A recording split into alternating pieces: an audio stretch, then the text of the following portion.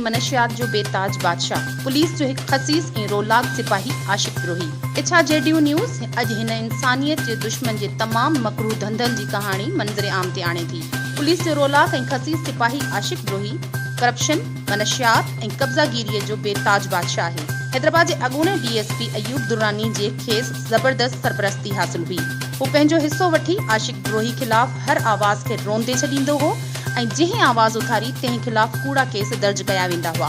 Police जो हिकु सिपाही करोड़े रुपयनि जी करप्शन, कब्ज़ागीरी ऐं खुलेआम मनशियात ऐं जुआ हलाए नस्लूं तबाह करे रहियो आहे ऐं इहो सभु कुझु उन वक़्त जे डीएसपी अयूब दुरानी जी सरपरस्ती में थियो, जेको अॼु ताईं जारी आहे। पुलिस जा आला अमलदार इन करप्शन में बराबर जा शरीक आहिनि। सिर्फ़ हिकु खसीस सिपाही जी दौलत जो ही आलम त करोड़नि जी मालियत जी हिकु प्रॉपर्टी त आला हुकाम जी आला करप्शन जी त छा ॻाल्हि कजे।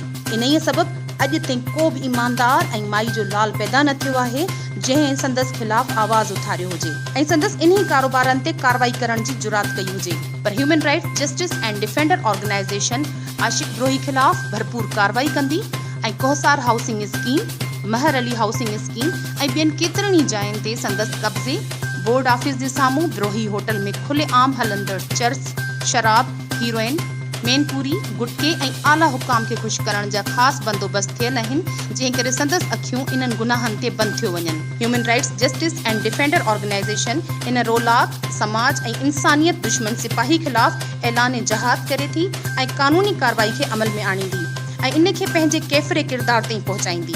इरमनाज़, इच्छा जेडीयू न्यूज़, हैदराबाद।